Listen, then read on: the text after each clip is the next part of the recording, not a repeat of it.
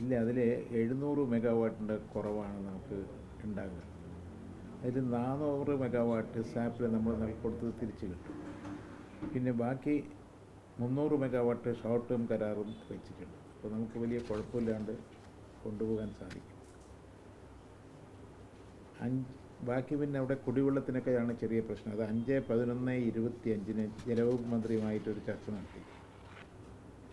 ആ ചർച്ച നടത്തിയിൽ അതിനുള്ള ഏർപ്പാടും ചെയ്തിട്ടുണ്ട്. പവർ കട്ടും ലോഡ് ഷെഡിങ്ങും ഉണ്ടാവില്ല, അത് ഉറപ്പാക്കിയിട്ടുണ്ട്. കുടിവെള്ള സ്രോതസ്സുകൾ കൂടി ജലലഭ്യത എറണാകുളം, ആലപ്പുഴ, കോട്ടയം, ഇടയ്ക്ക ജില്ലകളിലാണ് ഈ കുടിവെള്ളത്തിന് ഒരു ചെറിയ വിഷമം വരുന്ന സാധ്യതയുള്ളത്. അതവിടെ ക്രമീകരിക്കുന്നതിന് ഒരു സംസ്ഥാനതല സമിതി തന്നെ രൂപീകരിച്ചിട്ടുണ്ട്. CMD ആണ് അതിൻ്റെ അധ്യക്ഷതയിൽ. ഇന്ന് വൈകുന്നേരം 5 മണിക്ക് യോഗം കൂടുന്നുണ്ട്.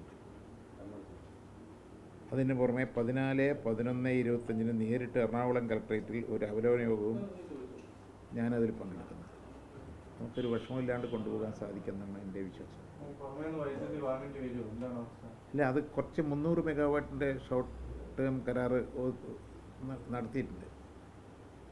നമ്മളല്ലെങ്കിൽ 70% ഇലക്ട്രിസിറ്റിയും പുറത്തുനിന്നാണല്ലോ മേടിക്കുന്നത്. 30% ഇവിടെ ഉൽപ്പാദിപ്പിക്കുന്നുള്ളൂ.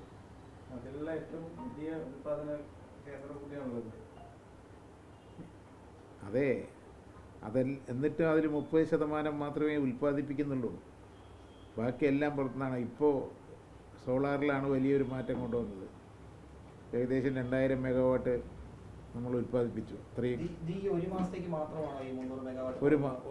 ഒരു മാസത്തേക്ക് സാധ്യത അതാണ്. അതൊന്നും വരില്ല. അതൊന്നും വരാതെ കഴിക്കാനുള്ള ഏർപ്പാട് ചെയ്ത് അത്രയേ ഉള്ളൂ. പിന്നെ അന്ന് പത്രസമ്മേളനത്തിൻ്റെ വിശദമായ പത്രസമ്മേളനം നടത്തിയതിൻ്റെ കോപ്പി വേണമെങ്കിൽ തരാം. എന്തൊക്കെ വർക്കാണ് അവിടെ നടക്കുക ഈ ഒരു മാസം കൊണ്ട്?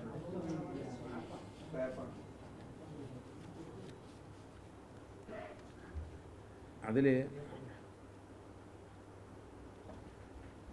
നിലവിലുള്ള 5-6 മെഷീനുകളിലെ ലീക്ക് ക്രമമായി കൂടുന്നതായി ശ്രദ്ധയിൽപ്പെട്ടതുകൊണ്ടാണ് അത് അടച്ചത്. മെയിൻ ഇൻഡന്റ് വാൾവുകളെ അറ്റകുറ്റപ്പണികൾ യഥാസമയം നടത്താതിരിക്കുന്നത് ഇടുക്കി ഭൂഗർഭ നിലയത്തിൽ സുരക്ഷയെ തന്നെ ബാധിക്കാവുന്നതാണ്. 4, 5, 6 നമ്പർ ജനറേറ്ററുകളിലേക്ക് ജലമെത്തിക്കുന്ന ബട്ടർഫ്ലൈ വാൾവ് നവംബർ 2 അനുവദനീയമായതിലധികം ചോർച്ച കണ്ടിട്ടുള്ളതിനാൽ യൂണിറ്റ് 5, 6 എന്നിവയിലെ തകരാറിലായ അപ്പർ സ്കീം സീലുകൾ അറ്റകുറ്റപ്പണികൾ ചെയ്യുന്നതിനായി പ്രസ്തുത വാൾവ് മാത്രം പ്രവർത്തിക്കുന്നത് മതിയാകാതെ വരും. ആയതിനാൽ അറ്റകുറ്റപ്പണികൾക്കായി ഇൻടേക്ക് ഷട്ടറുകൾ താഴ്ത്തുകയും പവർ ടണൽ പൂർണ്ണമായി ഡ്രെയിൻ ചെയ്യുകയും വേണം. അതിനാൽ ഇടുക്കി നിലയം പൂർണ്ണമായി അടച്ചിടേണ്ട സാഹചര്യം ഒഴിവാക്കാനാകില്ല.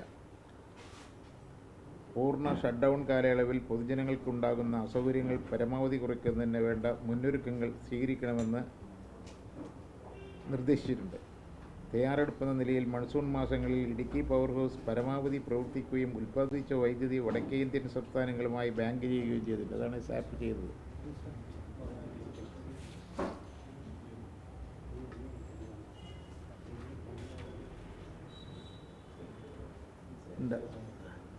ഈ 400 മെഗാവാട്ട് നമ്മൾ കൈമാറ്റ കരാറിൽ നമുക്കൊന്നുമില്ല. നമ്മൾ കൊടുത്തത് ഇങ്ങോട്ട് തിരിച്ചു കിട്ടുകയെന്നേ ഉള്ളൂ.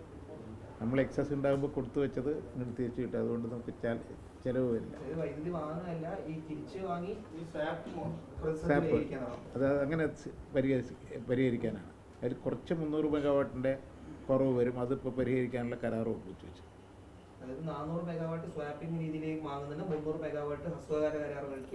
അതൊക്കെ വാങ്ങും.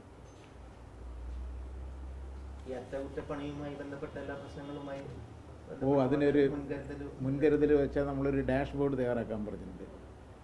ഇത്രാം തീയതി എന്ത് വർക്ക് കഴിക്കും, 10-ാം തീയതി എന്ത് വർക്കെല്ലാം കഴിക്കും, 15-ാം തീയതി എന്ത് വർക്ക് കഴിക്കും, 20-ാം തീയതി എന്ന് ഓപ്പൺ ചെയ്യുന്നുള്ള നിലയ്ക്ക് അവിടുന്ന് ഇങ്ങോട്ടുള്ള ഡാഷ്ബോർഡ് തയ്യാറാക്കാനുള്ള സംവിധാനവും ചെയ്തു. ഇത്രയും മുൻകരുതൽ ഇതുവരെ ഉണ്ടായിട്ടില്ല. അങ്ങനെ മുൻകരുതൽ എടുത്തിട്ട് ചെയ്തിരിക്കുന്നത്. ഇനി വേറെ പ്രത്യേക വിഷമങ്ങളൊന്നും അല്ലെങ്കിൽ പ്രകൃതിക്ഷോഭമൊന്നും വന്നില്ലെങ്കിൽ നമുക്കൊരു വിഷമം ഉണ്ടാവില്ല എന്നാണ് എൻ്റെ വിശ്വാസം. വെള്ളത്തിന് ആവശ്യത്തിന് നമ്മൾ ആ വെള്ളത്തിൻ്റെ അല്ലെങ്കിൽ ഒഴുകിക്കളയാണല്ലോ. അത് നമ്മൾ മുഴുവൻ ജനറേറ്റ് ചെയ്തിട്ട് സാപ്പ് ചെയ്തിട്ടുണ്ട്. ആ സാപ്പ് ചെയ്തപ്പോൾ നമുക്ക് ആവശ്യം ഉണ്ടാകുമ്പോൾ ഇങ്ങോട്ട് കിട്ടുമല്ലോ. അതാണ് അതിൻ്റെ പ്രശ്നം. പിന്നെ മിനിസ്റ്ററെ, ഇന്ന് ഉച്ചയ്ക്ക് ഇലക്ഷൻ കമ്മീഷന്റെ വാർത്താ സമ്മേളനം നടക്കുക. അപ്പോൾ LDF തെരഞ്ഞെടുപ്പിന് സജ്ജമായോ? എങ്ങനെയാണ് കാര്യം? നിങ്ങൾ ഒറ്റക്കെട്ടായി നിൽക്കുക LDF, അതിന് യാതൊരു സംശയമില്ല. യാതൊരു അഭിപ്രായ വ്യത്യാസം ഇല്ലാണ്ട് കൊണ്ടുപോകാൻ ഉള്ള എല്ലാ നടപടിക്രമങ്ങളും ജില്ലാതലത്തിലും മണ്ഡലം തലത്തിലും പഞ്ചായത്ത് തലത്തിലും നടത്തിയിട്ടുണ്ട്. ഒരു പ്രശ്നം ഉണ്ടാവില്ല എന്നാണ് എൻ്റെ വിശ്വാസം.